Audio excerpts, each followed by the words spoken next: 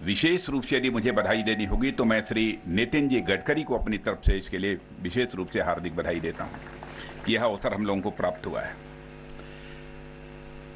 Emergency landing field पर हम लोगों को C-130 के द्वारा उतरने का अवसर प्राप्त हुआ है और उसमें बैठकर ही हम लोगों ने उसकी सुखद अनुभूति की है। और जिस प्रकार से स्मूथ लैंडिंग हुई है, और स्मूथ लैंडिंग के पहले भी बराबर चीफ एयर मार्शल भदौरिया जी हमको बतलाते रहे कि साहब बहुत बढ़िया वहां पर जो है इमरजेंसी लैंडिंग या फील्ड बनी है, बहुत ही शानदार बनी है। और मैंने देखा बहुत ही स्मूथली उसकी लैंडिंग हुई है। अभी तक आप लोगों ने सड़कों के ऊपर गाड़ियां चलते हुए देखा होगा, ट्रैक्टर चलते हुए देखा होगा, बैलगाड़ियां चलते हुए देखा होगा, रिक्शा चलते हुए देखा होगा, लेकिन अब आप सड़क के ऊपर जो है हवाई जहाज उतरते और हवाई जहाज को उड़ान भरते हुए अब अपनी आंखों से आप ये देख रहे हैं।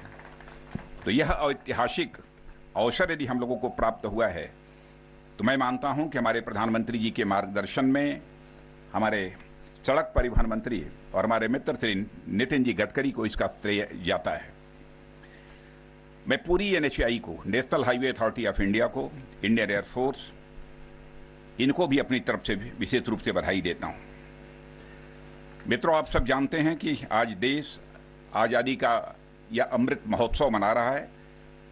साथ ही 1971 का युद्ध जिसमें हम लोगों ने विजय हासिल की थी, उसका यह स्वर्णिम वर्ष भी यह देश मना रहा है। और आज जहां पर खड़े होकर हम अपना विचार व्यक्त कर रहे हैं, यह स्थान भी 1971 की विजय का यह साक्षी रहा है। और ऐसे में इमरजेंसी लैंडिंग फील्ड का निर्माण मन में तो उत्साह पैदा करता ही है, साथ ही सुरक्षा के प्रति भी मन के अंदर एक विश्वास का भाव पैदा करता है, एक सेंस ऑफ कॉन्फिडेंस पैदा करता है। इंटरनेशनल बॉर्डर से आप जानते हैं कि यह स्थान बहुत ही नजदीक है, बहुत दूर नहीं है। और इंटरनेशनल बॉर्डर से कुछ ही कदम दूर इस प्रकार की इमरजेंसी लैंडिंग फील्ड का तैयार होना यह सिद्ध कर दिया है कि भारत अपनी एकता, संप्रभुता और अखंडता की रक्षा के लिए सदैव तैयार है और किसी भी चुनौती का सामना करने की भारत के अंदर एक कुवत है। यह संदेश भी हमने स्पष्ट रूप से दे दिया है। जैसा नितिन जी ने कहा कि यह 3 किलोमीटर का यह स्ट्रेच है और 19 माह के अंदर तैयार हुआ है। मैं बधाई देना चाहता हूं नितिन जी, आपको भी, आपकी NHAI को भी। कोविड के बावजूद, जबकि सारा हिंदुस्तान कुछ समय के लिए रुक गया था, सारे कामकाज ठप पड़ गए थे, उन प्रतिकूल परिस्थितियों में भी 19 माह के अंदर इसे तैयार करना, इसके लिए जितने भी प्रशंसा की जाए सचमुच वह कम है। इसके साथ ही आप अपनी स्पीच में बतला रहे थे कि 3 हेलीपैड्स भी बगल में आपने तैयार कराए हैं, कुंदनपुरा, सिंघानिया और यह बखाशर। और यह इमरजेंसी लैंडिंग फील्ड और 3 हेलीपैड्स जो तैयार हुए हैं, मैं समझता हूं कि युद्ध के समय ही नहीं है, बल्कि यदि प्राकृतिक आपदा यदि आती है और आम लोगों को राहत पहुंचाने की आवश्यकता होती है, तब भी यह एयर स्ट्रिप और यह हेलीपैड्स बहुत ही महत्वपूर्ण भूमिका का निर्वाह करते हैं। और इस बार तो आप लोगों ने देखा होगा कि हमारी इंडियन फोर्स, हमारी आर्मी, हमारी नेवी कोविड की संकट की घड़ी में किस प्रकार से उन्होंने अपनी भूमिका का निर्वाह किया है। केवल भारत में रहने वाले लोगों के लिए ही, चाहे वह दवा हो, चाहे यात्रियों को यहां से लेकर वहां ले जाना, ले आना, यह सब सारा करना, साथ ही ऑक्सीजन गैस की सप्लाई को इंश्योर करना, दुनिया के दूसरे देशों में जो हमारे भारतवासी बसे हुए हैं वो अपने घरों को आना चाहते थे, उनको ले आना, यह सब बहुत ही महत्वपूर्ण भूमिका का निर्वाह हमारी इंडियन एयरफोर्स, हमारी आर्मी और हमारे नेवी ने यह किया है। और आप जानते हैं प्राकृतिक आपदा जब आती है तो यह समय, यह घड़ी किसी युद्ध काल से कम नहीं होती है। और मैं कह सकता हूं कि युद्ध चाहे दुश्मन से हो या फिर आपदाओं से, हमारी यह एयरफोर्स सदैव लोगों की अपेक्षाओं की कसौटी पर यह सदैव खरी उतरी है। यह बराबर पहले भी मैंने देखा है जब मैं रक्षा मंत्री नहीं था, और रक्षा मंत्री रहते हुए भी प्रत्यक्ष अपनी आंखों से इसे मैं देख रहा हूं। और बॉर्डर पर भी देश को जब भी जरूरत पड़ी है इंडियन एयरफोर्स तैयार रहा है, और हमारी आर्मी, नेवी, एयरफोर्स हो, सभी, इन सभी के ऊपर देश का पूरा भरोसा है, पूरा विश्वास है। ऐसे में इस प्रकार की इमरजेंसी लैंडिंग फील्ड्स और हमारी सेनाओं के ऑपरेशनल और सिविल असिस्टेंस को और भी एज प्रदान हुआ है, इस प्रकार की यहां पर एक एयर स्ट्रिप तैयार होने के परिणाम स्वरूप। जैसा हमारे सड़क परिवहन मंत्री, हमारे मित्र नितिन गडकरी जी ने बतलाया कि हमारी सरकार रोड्स, हाईवेज का निर्माण का काम तो कर ही रही है, साथ ही साथ हमारे सेना की ऑपरेशनल कैपेबिलिटी भी बढ़े, उसके लिए भी जो भी आवश्यक सुविधाएं दी जा सकती हैं इस मंत्रालय के द्वारा या पूरी कराई जा सकती हैं, उस दायित्व का भी निर्वाह यह मंत्रालय कर रहा है। और मुझे याद है कि हमारी सरकार ने 2016 में भी इस प्रकार की एक इंटर मिनिस्ट्रियल कमेटी बनाई थी और उसने कुछ स्थानों की रिकमेंडेशन की थी। मेरे पास तो जो फिगर है सचमुच मुझे पूरी जानकारी नहीं थी, लेकिन नितिन जी ने मुझे बतलाया कि 20 स्थानों पर इमरजेंसी लैंडिंग फील्ड या national Highway Authority of India इसको तैयार कर रही है, और कई स्थानों पर हेलीपैड्स भी बनवाने का काम कर रही है। यह बहुत बड़ी बात है।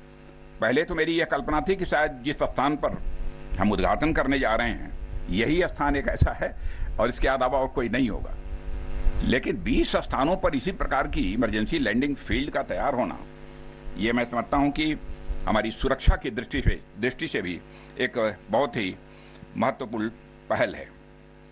और मित्रों, आप जानते हैं, चाहे रोड्स हों, हाईवेज हों, चाहे ब्रिजेस हों, चाहे टनल्स हों, हमारे देश की सोशियो इकोनॉमिक डेवलपमेंट में, सामाजिक आर्थिक विकास में कैसी उसकी महत्वपूर्ण भूमिका होती है, इससे आप सभी अच्छी तरह परिचित हैं।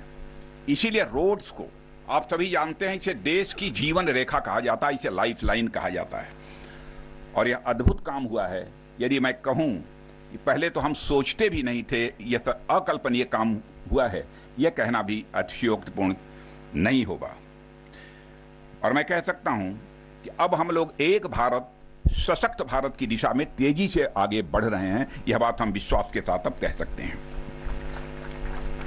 और मुझे इस बात की भी जानकारी दी गई, हाईवे अथॉरिटी ऑफ इंडिया के लोगों ने ही दिया, कि 550 जिलों को आप भारतमाला परियोजना के साथ जोड़ रहे हैं नितिन जी। बहुत बड़ी बात है, ये छोटी बात नहीं है। टनल बनाए जा रहे हैं, हाईवेज बनाए जा रहे हैं, और मैं मानता हूं कि ये जो हाईवेज बन रहे हैं, ये भारत की प्रोग्रेस के हाईवे बन रहे हैं, भारत की प्रगति के हाईवे बन रहे हैं। यह सामान्य हाईवे नहीं है। और इससे डायरेक्ट और इनडायरेक्ट रोजगार कितना मिलता है, प्रत्यक्ष और अप्रत्यक्ष रूप से, यह बताने की जरूरत नहीं है। सहज रूप से ही आप इसका अनुमान लगा सकते हैं। बहुत सारी इंडस्ट्रीज भी चीजों को तैयार करने में अपनी महत्वपूर्ण भूमिका का निर्वाह करती हैं, उनमें भी रोजगार प्राप्त होता है। प्रत्यक्ष जब इस प्रकार के इंफ्रास्ट्रक्चर्स का निर्माण होता है तो इसमें प्रत्यक्ष और अप्रत्यक्ष रूप से रोजगार के अवसर प्राप्त होते हैं। पड़ोसी देशों के साथ भी मैं National Highway Authority of India, Nitin ji, बधाई देना चाहता हूं कि हमारे प्रधानमंत्री के मार्गदर्शन में हमारे पड़ोसी देशों के साथ हमारी सीमलेस कनेक्टिविटी बन सके, इस दृष्टि से भी बहुत ही उल्लेखनीय कार्य आपके द्वारा किया जा रहा है। आज के अवसर पर मैं बॉर्डर रोड ऑर्गेनाइजेशन की यदि चर्चा न करूं तो मैं समझता हूं यह न्याय संगत नहीं होगा। और बहुत नजदीक आकर रक्षा मंत्रालय का दायित्व जब से हमने संभाला है, मैंने बॉर्डर रोड ऑर्गेनाइजेशन को काम करते हुए देखा है। सचमुच बॉर्डर रोड ऑर्गेनाइजेशन के ऊपर भी मुझे गर्व की अनुभूति होती है। बहुत अच्छा काम किया है। कितनी जटिल परिस्थितियों में, जहां कितनी ऊंचाई पर जा जाकर उन्होंने काम किया है, यहां बैठे बैठे कोई इसकी कल्पना नहीं कर सकता। और मैं आपको जानकारी देना चाहता हूं, लद्दाख में उन्होंने हाल में 19,300 फीट की ऊंचाई पर, इतनी ऊंचाई पर दुनिया की सबसे ऊंची मोटरेबल रोड बनाने का काम बॉर्डर रोड ऑर्गेनाइजेशन ने किया है। अब यह जो 52 किलोमीटर लंबी रोड बनी है, यह उमलिंगला पास के थ्रू ईस्टर्न लद्दाख में शुमार सेक्टर के कई महत्वपूर्ण इलाकों को यह जोड़ेगा। बहुत बड़ा काम हुआ है।